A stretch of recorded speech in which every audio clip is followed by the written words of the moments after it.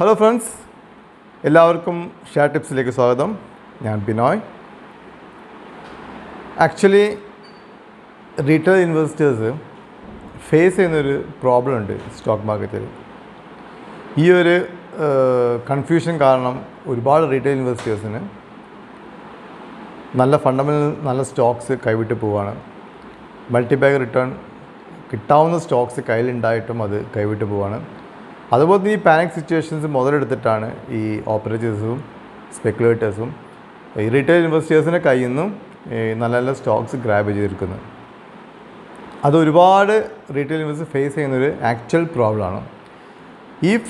ഈ പ്രോബ്ലത്തിനെ എങ്ങനെയാണ് ടാക്കിൾ ചെയ്യേണ്ടത് കൂടെയാണ് ഞാൻ ഈ വീഡിയോ പറയുന്നത്. അതിന് പുറമെ നമ്മുടെ എല്ലാവരും ഫേവറേറ്റ് ആയ സ്റ്റോക്ക് ഇങ്ങനെ ഓപ്പറേറ്റേഴ്സിൻ്റെ കളിയിൽ റീറ്റെയിൽ ഇൻവെസ്റ്റേഴ്സിൽ പാനിക് ആക്കിക്കൊണ്ട് നിൽക്കുന്ന ഒരു സ്റ്റോക്ക് ഉണ്ട്. അത് ഇൻവെസ്റ്റ് ചെയ്യാൻ പറ്റിയ ബെസ്റ്റ് ടൈമാണ്. 50 to 100% റിട്ടേൺ തന്നെ നിങ്ങൾക്ക് ഒരു 6 മാസം കൊണ്ട് കിട്ടാൻ സാധ്യതയുള്ള സ്റ്റോക്കാണ്. അതും കൂടെ ഈ ഒരു വീഡിയോയുടെ കൂടെ ഞാൻ പറയാൻ ആഗ്രഹിക്കുകയാണ്. First of all, main problem ഒരു റീറ്റെയിൽ ഇൻവെസ്റ്റേഴ്സ് ഫേസ് ചെയ്യുന്നത് എന്താണെന്ന് വെച്ചാൽ, നമ്മൾ കണ്ടുപിടിക്കും ഒരു സ്റ്റോക്കിനെ, അതിൻ്റെ വാല്യൂഷൻസ് നോക്കും, എല്ലാം വളരെ കറക്റ്റായിട്ട് നോക്കും, ഫണ്ടമെൻ്റൽസ് നല്ല സ്റ്റോക്കാണ് മനസ്സിലാക്കും, അതിൻ്റെ ബിസിനസ് മോഡൽ എന്താ മനസ്സിലാക്കും. 100% ഉറപ്പാണ് ഈ സ്റ്റോക്ക് കയറുന്നുള്ളത്. അങ്ങനെ റീറ്റെയിൽ ഇൻവെസ്റ്റേഴ്സ് പോയിട്ട് പൈസ ഇൻവെസ്റ്റ് ചെയ്തിട്ട് ആ സ്റ്റോക്കിൽ എൻ്റർ ചെയ്യും. അതിനുശേഷം സംഭവിക്കുകയെന്ന് വെച്ചാൽ, ഇപ്പോൾ നല്ല റിസൾട്ട് വരുമ്പോഴും എക്സ്ട്രാordinary റിസൾട്ട് വരുമ്പോഴൊക്കെ ആയിരിക്കും ഒരു റീറ്റെയിൽ ഇൻവെസ്റ്റേഴ്സ് അതിൽ എൻ്റർ ചെയ്യാം. പക്ഷേ എന്ത് സംഭവിക്കുന്നത് വെച്ചാൽ, കുറച്ച് കഴിയുമ്പം ഈ സ്റ്റോക്ക് നന്നായി താഴാൻ തുടങ്ങും. അപ്പോൾ അപ്പോൾ കൺഫ്യൂസ്ഡ് ആവും. ഇത്രയും നല്ല ഒരു സ്റ്റോക്ക്, ഇത്ര നല്ല ഫണ്ടമെൻ്റൽസ് ഉള്ള ഒരു സ്റ്റോക്ക്, ഇത്ര നല്ല ന്യൂസസ് ഉള്ള സ്റ്റോക്ക്, ഇത്ര നല്ല ഭാവിയുള്ള സ്റ്റോക്ക് നമ്മൾ കണ്ടുപിടിച്ചിട്ട് എന്തുകൊണ്ട് താഴോട്ട് വരുന്നു? അങ്ങനെ 10%, 20%, 30%, 40% താഴെ വരുമ്പോൾ പാനിക്കായിട്ട് ഈ നല്ല സ്റ്റോക്ക് കൊടുക്കേണ്ട ഒരു അവസരം റീറ്റെയിൽ ഇൻവെസ്റ്റേഴ്സിന് വരും. കാരണം ഒരു 90% പാനിക്കായിപ്പോവും. ഈ സ്റ്റോക്ക് താഴോട്ട് വരുമ്പോൾ ഇങ്ങനെ വിട്ട് താഴോട്ട് വരുന്ന സമയത്ത് സ്റ്റോക്ക് പാനിക്കായിപ്പോവും. ഇവിടെയാണ് ഓപ്പറേറ്റേഴ്സ് കളിക്കുന്ന നല്ല ബുദ്ധിപരമായിട്ടുള്ള കളികൾ. ഒരു റീറ്റെയിൽ ഇൻവെസ്റ്ററെ സംബന്ധിച്ചോളം ഒരു ഫണ്ടമെൻ്റൽ നല്ല സ്റ്റോക്ക് ഐഡൻറ്റിഫൈ ചെയ്യാൻ മാത്രമേ സാധിക്കുള്ളൂ. അതിൻ്റെ മൊമെൻറ്റം ഒരിക്കലും കൺട്രോൾ ചെയ്യാൻ പറ്റില്ല. കാരണം ഓപ്പറേറ്റേഴ്സിന് വയ്യാതെ പോയിട്ട് ഒരു സ്റ്റോക്കിനെ ഐഡൻറ്റിഫൈ ചെയ്യാൻ വളരെ പ്രയാസമാണ്. അപ്പോൾ ചെയ്യാൻ പറ്റുന്ന ഒറ്റ കാര്യം, വളരെ പഠിച്ചിട്ട് മാത്രം ഇൻവെസ്റ്റ് ചെയ്യുക. നല്ല സ്റ്റോക്കാണെന്ന് മനസ്സിലാക്കിയാൽ മാത്രം ഇൻവെസ്റ്റ് ചെയ്യുക. അത് താഴോട്ട് വന്നാൽ പിന്നെ അതിൽ ടെൻഷൻ അടിക്കുന്ന ആവശ്യമൊന്നുമില്ല. അപ്പോൾ നമ്മൾ പഠിച്ചിട്ടാണ് സ്റ്റോക്ക് ഇൻവെസ്റ്റ് ചെയ്തത്. അതിന് ഫണ്ടമെൻ്റൽസ് ഉണ്ട്, അതിന് ഭാവി ഉണ്ട്, അതിന് നല്ല പ്രൊമോട്ടേഴ്സാണ്, പ്രോഫിറ്റ് തരുന്ന കമ്പനിയാണ്, ഡിവിഡൻഡ് തരുന്ന കമ്പനിയാണ്. ഇത് ഇപ്പോഴത്തെ പ്രസൻറ്റ് മൊമെൻറ്റ്സ് നോക്കണം. ജസ്റ്റ് വാച്ച് ചെയ്യുക. എന്തെങ്കിലും ഒരു എക്സ്ട്രാ നെഗറ്റീവ്സ് ഉണ്ടോ എന്ന് നോക്കാൻ മാത്രമേ ചെയ്യാൻ പറ്റുള്ളൂ.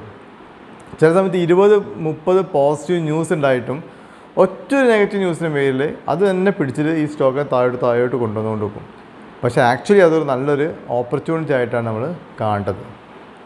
അങ്ങനെ കഴിഞ്ഞ ആഴ്ച ഒരുപാട് സ്റ്റോക്സ് അങ്ങനെ പാനിക്കിൽ താഴോട്ട് വന്നിട്ട് ഒരുപാട് റീറ്റെയിലേഴ്സ് കഴിഞ്ഞ് പോയിട്ടുണ്ട്. ഒരു എക്സാമ്പിൾ പറയുകയാണെങ്കിൽ, ഇപ്പോൾ ആർവേനൽ കഴിഞ്ഞ തിങ്കളാഴ്ച ക്ലിയർ ബ്രേക്കൗട്ട് കാണിച്ച സ്റ്റോക്ക് 130 കോടി ഓർഡർ തിങ്കളാഴ്ച കിട്ടി. ചൊവ്വാഴ്ച വേറൊരു 115 കോടി ഓർഡർ കിട്ടി. ബുധനാഴ്ച വേറെ 114 ഓർഡർ കിട്ടി. ബുധനാഴ്ച മുതൽ ഇത്രയും കോടി ഓർഡർ കിട്ടിയെന്നുള്ള പോസിറ്റീവ് ന്യൂസ് വന്നിട്ട് ആ സ്റ്റോക്കിനെ 279 റേഞ്ചിൽ നിന്നും ഇറക്കി 248 വരെ എത്തിച്ച്. 274 വാങ്ങി 248 ലോസ് ബുക്ക് ചെയ്ത റീറ്റെയിൽ ഇൻവെസ്റ്റേഴ്സ് എനിക്കറിയാം. വിളിച്ചപ്പോൾ ഞാൻ വിൽക്കണ്ട പറഞ്ഞതും അവർ പാനിക് സിറ്റുവേഷനിൽ വിൽക്കുക ചെയ്തത്. അവർ 248 വന്നിട്ടുണ്ട്, ഇങ്ങനെ ഗവൺമെൻറ് പോവും, അതുകൊണ്ടാണ് അല്ലെങ്കിൽ ഇത്ര ഓർഡർ കിട്ടിയത് എന്തുകൊണ്ട് സ്റ്റോക്ക് താഴോട്ട് വരുന്നു എന്ന് പറഞ്ഞിട്ട് അത് 240 വിറ്റ്. 2 ദിവസം കൊണ്ട്, ഈ ആഴ്ചത്തെ 2 ദിവസം കൊണ്ട് തിങ്കൾ, ചൊവ്വ, ബുധൻ, വ്യാഴത്തിനുള്ളിൽ തന്നെ ആ സ്റ്റോക്ക് തിരിച്ചു കയറി. ഇന്ന് സ്റ്റോക്ക് ട്രേഡ് 305 ഇത് വളരെ സിറ്റുവേഷനാണ്. റീറ്റെയിൽ ഇൻവെസ്റ്റ് പറ്റുന്ന വലിയൊരു മിസ്റ്റേക്കാണത്. അത് ഈ വീഡിയോയോട് കൂടിയിട്ട് ക്ലിയറായി പോകണം. എല്ലാ റീറ്റെയിൽ ഇൻവെസ്റ്റേഴ്സിനെ പറ്റിയ മിസ്റ്റേക്ക് ക്ലിയർ ആയിട്ട് പോയേ പറ്റൂ. അതുകൊണ്ടാണ് ഈ വീഡിയോ ഇടുന്നത്. അങ്ങനെ അടിച്ചു വന്നൊരു സ്റ്റോക്കാണ് ഞാൻ പറയാൻ പോകുന്നത്. ഇപ്പോൾ ഇൻവെസ്റ്റ് ചെയ്യുകയാണെങ്കിൽ 100% നിങ്ങൾക്ക് 50% റിട്ടേൺ നിങ്ങൾക്ക് കിട്ടും. നിങ്ങൾ 1 lakh ഇൻവെസ്റ്റ് ചെയ്താൽ 1.5 lakhs ആയിരിക്കും വിത്തിൻ 6 to 7 months. എക്സെപ്റ്റ് ഒരു മെജോറിറ്റി ഗവൺമെൻറ് വന്നിട്ടില്ലെങ്കിൽ. മെജോറിറ്റി ഗവൺമെൻറ് അല്ല വന്ന് വരുന്നതെങ്കിൽ നല്ലൊരു കറക്ഷൻ തന്നെ സ്റ്റോക്ക് മാർക്കറ്റ് കാണാം. ഇറസ്പെക്റ്റീവ് ഫണ്ടമെൻ്റൽസ് എല്ലാ സ്റ്റോക്കും അടിക്കും. അത് ഉറപ്പാണ്. അതല്ല എന്ന് വെച്ചാൽ ഒരു മെജോറിറ്റിയിൽ ഏതെങ്കിലും ഒരു ഗവൺമെൻറ് ഫോം ചെയ്ത് കഴിഞ്ഞാൽ ഡെഫിനറ്റായിട്ടും 50% റിട്ടേൺ കിട്ടാവുന്ന ഒരു സ്റ്റോക്ക് കൂടിയാണ് ഇത്. നിങ്ങൾ കണ്ണും പൂട്ടി വാങ്ങാം എന്ന ഒരു സ്റ്റോക്കും കൂടിയാണ് ഞാൻ ഈ വീഡിയോയിൽ പറയാൻ പോകുന്നത്. സ്റ്റോക്ക് വേറെ ഒന്നുമില്ല, union bank of India, PSU banking sector. നല്ലൊരു സ്ട്രോങ് ബാങ്ക്, സ്ട്രോങ് ഗവൺമെൻറ് നമ്മളെ തലപ്പത്തുണ്ടെങ്കിൽ 100%ഉം സ്ട്രോങ് ആയി നിൽക്കുന്ന സെക്ടറാണ് PSU സെക്ടർ. അതിൽ PSU ബാങ്ക് എക്സ്പെഷ്യലി. ഞാനിത് എത്രയോ 2-3 കൊല്ലം മുന്നേ പറയില്ല. ആക്ച്വലി PSU സെക്ടറിനോട് ആർക്കും ഒരു അട്രാക്ഷൻ ഇല്ലായിരുന്നു. പക്ഷേ ഈ ഒരു 2-3 കൊല്ലത്തിനുള്ളിൽ ആ ഒരു പിക്ചറേ എന്തായാലും മാറിയിട്ടുണ്ട്. State bank of India recommend ചെയ്തിരുന്നു 160, 170 ആ റേഞ്ച്, 210 ആ റേഞ്ച് കിടക്കുമ്പോൾ റെക്കമെൻഡ് ചെയ്തിരുന്നു. വേറെ ലെവലിലേക്കാണ് ഈ പോണത്. അപ്പോൾ ഈ bank PSU bank sector entire സെക്ടറിൽ നമ്മൾ കാണാൻ പറ്റാത്ത വളർച്ചയിലേക്ക് പോവാണ്. അതിന് റിട്ടേൺസ് ഡെഫിനറ്റ്ലി ഈ ബാങ്കിൽ കിട്ടും. യൂണിയൻ ബാങ്ക് ഓഫ് ഇന്ത്യ പ്രത്യേകത എന്താണെന്ന് വെച്ചാൽ 5ാമത്തെ വലിയ PSU ബാങ്ക് ആയിരുന്നു union bank of India. Last number of quarter result വന്നതിന് ശേഷം യൂണിയൻ ബാങ്ക് ഓഫ് ഇന്ത്യ ഇപ്പോൾ 4ാമത്തെ വലിയ PSU ബാങ്കാണ്. 4ാമത്തെ വലിയ PSU ബാങ്ക് 10 രൂപ ഫേസ് വാല്യൂ ഉള്ള കമ്പനി നമുക്ക് കിട്ടുന്നത് 141 രൂപയാണ്. അതിൻ്റെ ബുക്ക് വാല്യൂ തന്നെ 128 റുപ്പീസ് ഉണ്ട്. അപ്പോൾ 120 റുപ്പീസിലുള്ള 10 രൂപ ഫേസ് വാല്യൂ ഉള്ള ഇന്ത്യയിലെ 4ാമത്തെ വലിയ PSU ബാങ്കിനെ നമുക്ക് കിട്ടുന്നത് വളരെ ചീപ്പ് റേറ്റിലാണ്. വേറെ പല സ്റ്റോക്സ് നോക്കി നോക്കുക, എത്ര റേറ്റിൽ 1000, 2000 കിടക്കുമ്പോൾ ഈ സ്റ്റോക്ക് കിട്ടുന്നത് 141 ആണ്. ഇതിൽ 50% കിട്ടിയിട്ടില്ലെങ്കിൽ നമ്മൾ സ്റ്റോക്ക് മാർക്കറ്റ് ഇൻവെസ്റ്റ് ചെയ്യുന്ന മീനിങ് ഇല്ല. ഇതാണ് ഞാൻ പറഞ്ഞു വരുന്നത്. യൂണിയൻ ബാങ്ക് ഓഫ് ഇന്ത്യൻ്റെ വളർച്ച നമുക്ക് നോക്കാം. ഇപ്പം union bank of India last quarter result അടിപൊളി റിസൾട്ടാണ്. അതിൻ്റെ NPA കുറഞ്ഞിട്ടുണ്ട്, പ്രൊവിഷൻസ് കൂട്ടിയിട്ടില്ല. ബാങ്ക് ഓഫ് ഇന്ത്യ കേസിൽ പ്രൊവിഷൻസ് കൂട്ടിയെന്ന് പറഞ്ഞിട്ടാണ് അവർ അടിച്ചത്. ഈ കേസിലും അതും ഇല്ല. പക്ഷേ സ്റ്റിൽ ആ സ്റ്റോക്കിനെ അടിച്ച് താത്തി ഒരു പാനിക് സിറ്റുവേഷൻ വന്നപ്പോൾ മോഡി ഗവൺമെൻറ് വരില്ല എന്നൊരു പാനിക് സിറ്റുവേഷൻ വന്ന സമയത്ത് ഏറ്റവും കൂടുതൽ അടിച്ച് താത്തി കൊണ്ടുവന്ന സ്റ്റോക്കിൽ ഒന്നാണ് യൂണിയൻ ബാങ്ക് ഓഫ് ഇന്ത്യ. ഇന്ന് കുറച്ച് റിക്കവർ ചെയ്തിട്ട് 141 റുപ്പീസ് 25 പൈസ ഉണ്ട്. 210 എപ്പോൾ 6 മന്ത്സിൽ ഈ സ്റ്റോക്ക് പോയിരിക്കും, 100% പോയിരിക്കും.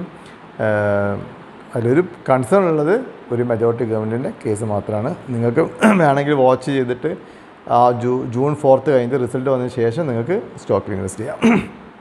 നമുക്കതിന് റവന്യൂ നോക്കാം. 2020 മുതൽ നമുക്ക് നോക്കാം. 2020 മുതൽ കമ്പനി വളർച്ച വെറും 37,479 കോടി റവന്യൂ ഉള്ള കമ്പനി 2024 4 കൊല്ലം കൊണ്ട് 1,375 crores ആണ് അതിൻ്റെ റവന്യൂസ്. നെറ്റ് പ്രോഫിറ്റ് 3,041 കോടി നഷ്ടത്തിലായിരുന്നു 2020. അതിപ്പം 13,709 കോടി ലാഭത്തിലാണ് 2024 കഴിഞ്ഞത്. EPS ഒക്കെ -13 ആയിരുന്നു വളർച്ച. ഇപ്പം അതിന് EPS 19.15% ആണ്. EPS ഗ്രോത്ത് എന്നൊക്കെ പറയുകയാണെങ്കിൽ 45% ഗ്രോത്താണ് ഇയർ ഓൺ ഇയർ കാണിക്കുന്നത്. 89 രൂപ ബുക്ക് വാല്യുള്ള 2020 സ്റ്റോക്ക് ഇപ്പം 128 രൂപ ബുക്ക് വാല്യൂലാണ് കിടക്കുന്നത്. അങ്ങനെ ലൈഫ് ടൈം ഹൈ എന്ന് പറയുകയാണെങ്കിൽ 427 രൂപയാണ് union bank of India life time high. ഇപ്പോഴത്തെ ഒരു പൊസിഷനിൽ ലൈഫ് ടൈമിൽ ഡബിൾ കിടക്കേണ്ട സ്റ്റോക്കാണ് യൂണിയൻ ബാങ്ക് ഓഫ് ഇന്ത്യ. അത് 426 ലൈഫ് ടൈം ഹൈ. ഞാൻ പറഞ്ഞ 700 റുപ്പീസ് വരെ ട്രേഡ് ചെയ്യേണ്ട ഒരു സ്റ്റോക്കാണ് union bank of India. PE ratio 7.82 ആണ്. ഇൻഡസ്ട്രിയൽ PE 12 ഉള്ള ഈ PE റേഷ്യോൻ്റെ അഗെയിൻസ്റ്റ് 7.82 ആണ് PE ratio union bank of ഇന്ത്യൻ്റെ. ബുക്ക് വാല്യൂ 128 റുപ്പീസാണ് ഓൾറെഡി പറഞ്ഞു. ഇതിൽ വേറൊരു ഇൻട്രസ്റ്റിംഗ് ഫാക്ടേഴ്സ്, ഈ മാർക്കറ്റ് അടിച്ച് സ്റ്റോക്ക് മാർക്കറ്റ് താഴെ കൊണ്ട സമയത്തും ഈ മാർച്ച് ക്വാർട്ടറിൽ മ്യൂച്വൽ ഫണ്ട്സ് വളരെ ഇൻട്രസ്റ്റിംഗ്ലി 3.09 സ്റ്റേക്ക് ഉള്ളത് മെല്ലനെ കൂട്ടി 3.39% ആക്കി വെച്ചിട്ടുണ്ട്. കൂട്ടാണ് ചെയ്തത്. നമ്മൾ റീറ്റെയിൽ ഇൻവെസ്റ്റർ മാത്രമാണ് വിറ്റത്. FIS ഇതിൻ്റെ അടുത്ത് 3.97 ഉണ്ടായിരുന്നു. അത് അവർ എൻഹാൻസ് ചെയ്തിട്ട് 6.75% 3% മേലെ ആണ് അവർ സ്റ്റേക്ക് ഇൻക്രീസ് ചെയ്തത്. DIS LIC നല്ലൊരു സ്റ്റേക്ക് 5.83% സ്റ്റേക്ക് ഹോൾഡ് ചെയ്യുന്നുണ്ട്. HDFC mutual fund 1.28% stake hold ചെയ്യുന്നുണ്ട്. ഓൾട്ടുകൾ നോക്കുകയാണെങ്കിൽ പ്രൊമോട്ടേഴ്സ് റീസെൻ്റ്ലി 79% അത് 74.7% കുറച്ച് കൊണ്ടുവന്നിട്ടുണ്ട്. കാരണം അങ്ങനത്തെ ഒരു 75% ബിലോ പ്രൊമോട്ടർ സ്റ്റേക്ക് കൊണ്ടുവരുന്ന റൂൾ പ്രകാരം ഇവർ 79% സ്റ്റേക്ക് കുറച്ച് 74.7% സ്റ്റേക്കിൽ കൊണ്ടുവന്നു. അത് 2.24% സ്റ്റേക്ക് അവർ വിറ്റു. അത് ആക്ച്വലി ഗ്രാബ് ചെയ്തത് FIOസും DIOസും മ്യൂച്വൽ ഫണ്ട്സുമാണ്. റീറ്റെയിലേഴ്സിൻ്റെ അടുത്ത് കിട്ടിയിട്ടില്ല. അതായത് മൊത്തത്തിൽ ഇപ്പം പ്രൊമോട്ടേഴ്സ് 74.76%, FIOസ് 6.75%, DIOസും മ്യൂച്വൽ ഫണ്ട്സും കൂടെ കൂടിയിട്ട് 12.24% ഹോൾഡ് ചെയ്യുന്നത്. ഓൺലി 6.25%, 6.25% സ്റ്റേക്ക് മാത്രമേ ഇപ്പോൾ റീറ്റെയിലേഴ്സിൻ്റെ കയ്യിലുള്ളൂ. അതും കൂടെ കൈക്കലാക്കാനുള്ള ശ്രമങ്ങളാണിത്. ദയവ് ചെയ്ത് ഇപ്പോഴുള്ള ആൾക്കാരെങ്കിലും കൊടുക്കാണ്ടിരിക്കുക. ഇനിയിപ്പോൾ 90 രൂപയ്ക്ക് വന്നോണ്ട് കുറച്ചും കൂടി ഷെയർ വാങ്ങാമെന്നല്ലാണ്ട് ഒന്നും വേറെ ചെയ്യാൻ പറ്റില്ല. ഓപ്പറേറ്റേഴ്സ് ഗെയിമിൽ നമുക്കൊന്നും ചെയ്യാൻ പറ്റില്ല. റീറ്റെയിലേഴ്സിന് അതിൽ ഒരു സ്ഥാനമില്ല. അപ്പോൾ അതൊരു എന്തെങ്കിലും ചെയ്തോട്ടെ. നമ്മൾ വാങ്ങുന്നത് കമ്പനീൻ്റെ ഫണ്ടമെൻറ്റ്സ് മനസ്സിലാക്കിയിട്ടാണ് മാത്രം മനസ്സിലാക്കുക. ഇന്ത്യയിലെ 4ാമത്തെ വലിയ PSU ബാങ്കാണ് നമ്മുടെ അടുത്തുള്ളത്. ഡിവിഡൻഡ് കൊടുക്കുന്നുണ്ട്. എനിക്ക് തോന്നുന്നു ഇപ്രാവശ്യത്തെ ഡിവിഡൻഡ് ഡിക്ലെയർ ചെയ്യാൻ നേരെ അബൌട്ട് 4 rupees ഞാൻ എക്സ്പെക്ട് ചെയ്യുന്നത്. ഡിവിഡൻഡ് 4 രൂപ ഡിവിഡൻഡ് ഈ ക്വാർട്ടർ കിട്ടാൻ ചാൻസ് ഉണ്ട്. കൊല്ലത്തിൽ 12-13 രൂപ ഡിവിഡൻഡ് കൊടുക്കാൻ സാധ്യതയുള്ള, ഭാവിയിൽ സാധ്യതയുള്ളൊരു കമ്പനിയാണ് union bank of India.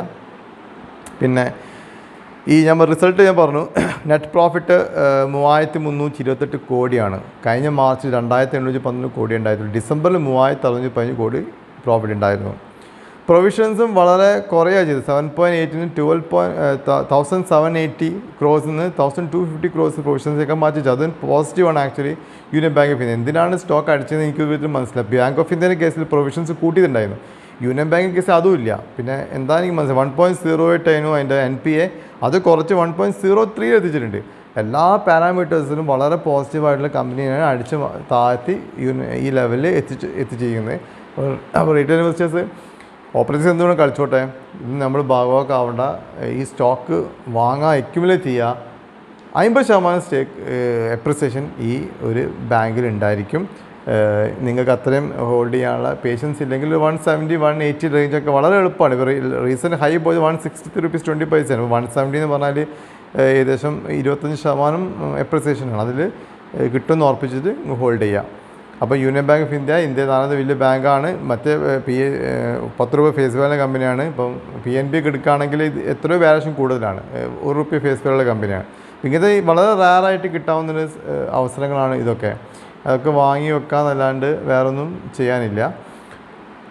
So as usual ഞാൻ പറയുന്നത്, ഞാനൊരു SEBI രജിസ്റ്റേർഡ് അനലിസ്റ്റ് അല്ല.